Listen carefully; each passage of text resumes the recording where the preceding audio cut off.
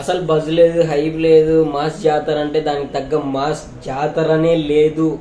ఏంట్రా మూవీ ఇలా రిలీజ్ చేస్తున్నారని అనుకున్నా. బట్ మూవీ చూసిన తర్వాత అర్థమైంది ఎందుకంత హైప్ అండ్ బజ్ క్రియేట్ చేయలేదు అనేది.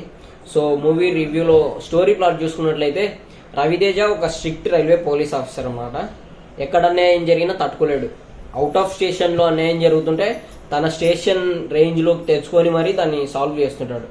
అటువంటి సిచ్యువేషన్లో వరంగల్లో పనిచేస్తున్నప్పుడు ఓ మంత్రి కొడుక్కి బుద్ధి చెప్పాల్సి వస్తుంది. దానివల్ల అల్లూరి డిస్టిక్ అడవివరం విలేజ్కి ట్రాన్స్ఫర్ అవుతాడనమాట. అదంతా గిరిజన ప్రాంతం, కొండ ప్రాంతం. అక్కడ నవీన్ చంద్ర అధిపతి. నేను చెప్పిందే శాసనం, నేను చెప్పిందే వేదం అని అందరినీ శాసిస్తూ ఉంటాడు. విలన్ అనమాట నవీన్ చంద్ర. సో అక్కడ గిరిజనులని తన ఆధీనంలో పెట్టుకొని శీలావతి అనే గంజాయి పండిస్తుంటాడు. దాన్ని కోల్కతాకి స్మగ్లింగ్ చేయిస్తూ ఉంటాడు. ఇంకా రవితేజ ఆ స్టేషన్లో అడుగు పెట్టిన వెంటనే నవీన్ చంద్రకి ఎదురెళ్ళడం స్టార్ట్ చేస్తాడు. కాకపోతే నవీన్ చంద్రకి బాగా పొలిటికల్ బ్యాక్గ్రౌండ్, పోలీస్ సపోర్ట్ చాలా చాలా ఉంటుంది అనమాట. ఒక హై రేంజ్ మాస్ విలన్ గా చూపించినారు. సో రవితేజ నవీన్ చంద్రాని ఎలా అడ్డుకున్నాడు, వాళ్ళ గంజాయి స్మగ్లింగ్ ని ఎలా నేలమట్టం చేశాడు, శ్రీలీలకి రాజేంద్ర ప్రసాద్ గారికి ఈ మూవీలో ఎటువంటి పాత్ర ఇచ్చారు, వాళ్ళు ఏ రేంజ్ లో ఉంది అనేది ఇంకా మనం స్క్రీన్ మీద చూడాల్సిందే. డెబ్యూ డైరెక్టర్స్ బాగా టైర్ 1 హీరోలతోనూ హీరోయిన్లతోనూ తీసేటప్పుడు ఎంత కొత్తగా చూపిస్తారని ఆడియన్స్ చాలా ఎదురు చూస్తూ ఉంటారనమాట. దానికి తగ్గట్టు డైరెక్టర్ మాత్రం ఇచ్చి పడేసినాడు. రవితేజ గారి వింటేజ్ కమ్బ్యాక్ అండ్ ఆయన mass body language and comedy timing screen మీద చాలా బాగా చూపించాడు. ఇంకా రవితేజ హై ఎనర్జీ చూపిస్తూ మాస్ యాక్షన్ ఎలివేషన్స్ తో ఆయన ఇంట్రో సూపర్ గా ఉంటది. ఇంకా వెంటనే ఆయన కుటుంబం, తాతతో ఉన్న ఎమోషనల్ బాండింగ్, పెళ్లి రవితేజ గారికి ఎందుకు పెళ్లి కావట్లేదు అనే సిచ్యువేషన్స్ ని చాలా ఫన్నీగా చూపించినాడు. నవీన్ చంద్ర విలనిజం మాత్రం మామూలుగా లేదు. లెజెండ్ మూవీ జగపతి బాబు గారు గుర్తొచ్చారు ఒక్క నిమిషం.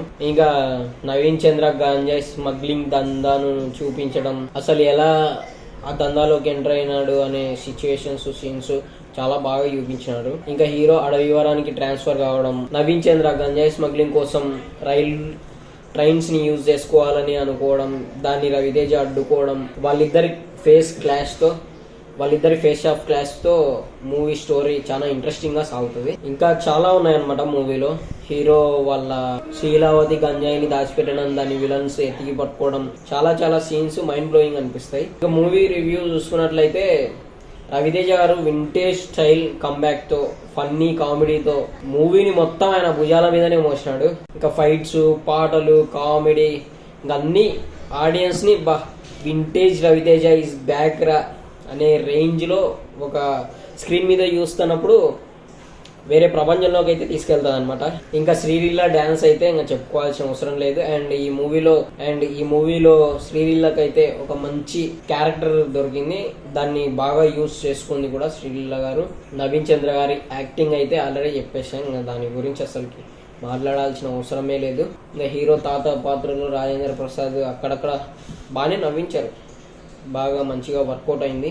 మొత్తానికి ఫ్యాన్స్ కి కాలర్ ఎగరేసుకొని మాస్ జాతరని ఒక జాతరలా జరుపుకునే పండగలా తీసినాడు అనమాట. కాకపోతే స్టోరీ కొత్తదనం లేదు, కొంచెం ఎక్స్పెక్ట్ఫుల్ గా అనిపిస్తుంది. అందుకే అంత బజ్ అండ్ హైప్ క్రియేట్ చేయలేదు. ఎందుకంటే బజ్ అండ్ హైప్ క్రియేట్ చేస్తే మూవీ మీద అంచనాలు ఎక్కువైపోతాయి. బట్ ఇప్పుడు అదంతా లేదు కాబట్టి ఏ ఎక్స్పెక్టేషన్స్ లేకుండా మూవీకి వెళ్తారు చాలా మంది. అండ్ ఎక్స్పెక్టేషన్స్ లేకుండా వెళ్ళినప్పుడు బ్లడీ సాటిస్ఫైయింగ్ గా ఉంటుంది మూవీ. అండ్ సెకండ్ థింగ్ వచ్చేసి బాహుబలి రిలీజ్ మాస్ జాతర మీద ఇంత దెబ్బ పడుతుందని నేను అస్సలు ఎక్స్పెక్ట్ చేయలేదు. మూవీ రిలీజ్ తర్వాత రిలీజ్ కంటే కూడా రిలీజ్కే కొంచెం హైప్ ఎక్కువ కనబడుతుంది. సో మేబీ డేట్స్ చేంజ్ చేసుకొని ఉంటే ఇంకా బాగుండేది. ఇంకా మొత్తానికి ఓవరాల్గా మాస్ జాతర అనేది థియేటర్లలో జాతర పండుగ చూపిస్తుంది. వర్త్ వాచింగ్ ఫర్ మాస్ జాతర.